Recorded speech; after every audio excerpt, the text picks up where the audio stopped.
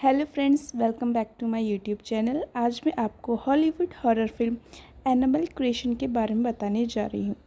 आपने आज से पहले जो भी एनाबेल एक गुड़िया की कहानी सुनी होंगी वे सब असल नहीं होंगी, लेकिन जिस गुड़िया के बारे में हम बात करने जा रहे हैं वो आज भी इस दुनिया में है। तो चलिए स्टार्ट करते हैं इसकी स्टोरी।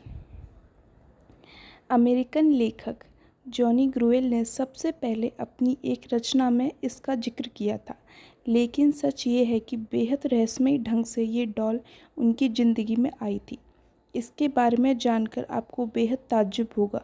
दरअसल बात उस वक्त की है जब लेखक जॉनी ग्रुएल बच्चों के लिए एक किताब की श्रृंखला की रचना करने जा रहे थे।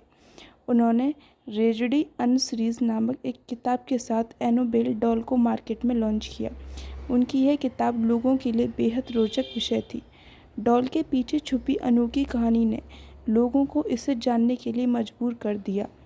बात उस वक्त की है जब जॉनी ग्रुएल को अपनी घर के बैकयार्ड में ये डॉल मिली थी। जब उनकी बेटी मॉर्सेला पैदा हुई तो उसी डॉल से वो हर वक्त खेलती रहती थी।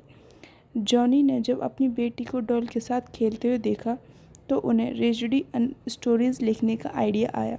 पर दुख की बात यह थी कि 13 साल की उम्र में ही मार्सेल की मौत हो गई। उसकी मौत का कारण संक्रमित टीका बताया गया। मॉर्सेला की मौत के बाद जब रेजडी स्टोरीज़ को मार्केट में लाया गया तब उस डॉल को मॉडल भी बुक के कवर पर पेड़ पर छपा गया। ये मॉर्सेला को श्रद्धांजलि देने के कारण ही लॉन्च किया गया था। पर हैरानी की बात यह थी कि मॉर्सेला की मौत के बाद असली एनाबेला डॉल जिससे मार्सेला खेला करती थी वो अचानक घर से कहीं गायब हो गई। जिस रहस्यमय ढंग से ये डॉल उस घर में आई थी ठीक वैसे ही वो वहाँ से लापता हो गई। किसी को नहीं पता था कि वह गुड़िया कहाँ गई। मार्सेला ने उसके बारे में पता लगाने की काफ़ी कोशिश की भी, लेकिन उसके बारे में नहीं पता चला। और फिर एक दिन वो असली डॉल एक एंटिक शॉप में मिली।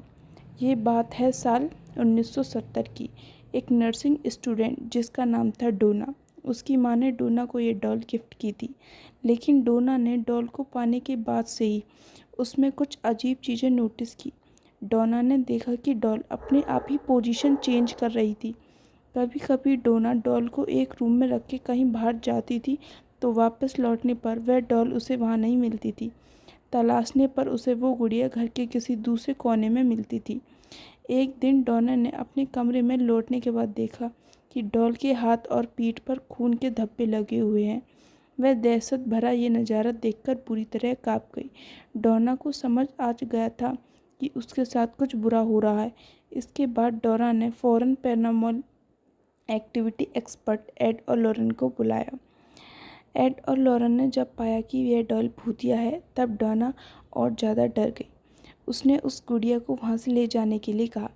एड और लॉरेन उस वक्त उस गुड़िया को अपने साथ कार में ऑकलैंड म्यूज़ियम ले गए, लेकिन कार से जाते वक्त ही डॉल ने कुछ ऐसी हरकत शुरू कर दी जिसका अंदाज़ा उन दोनों को नहीं था। दरअसल गुड़िया ने अपनी पूरी ताकत से उन्हें रोकने की कोशिश की। गुड़िया ने बार बार डॉल कार का स्टीयरिंग घुमाने की कोशिश की, मानो कि वो उन्हें कहीं और ले जाना चाहती है। बड़ी मुश्किल से एड और लॉरेन अपनी मंजिल तक पहुंचते हैं। एड और लॉरेन उस स्थापित भूतिया डॉल को अपने म्यूजियम में मन से एक कांच के बक्स में बंद करके रख देते हैं। माना जाता है कि आज भी उसकी भूतिया ताकत एक्टिवेट है। इसी कारण से उसके पास किसी को जाने नहीं दिया जाता और आज भी उस म्यूजियम में मौजूद है। आपको कैसी लगी वीडियो प्लीज़ कमेंट करके बताइएगा। Thank you.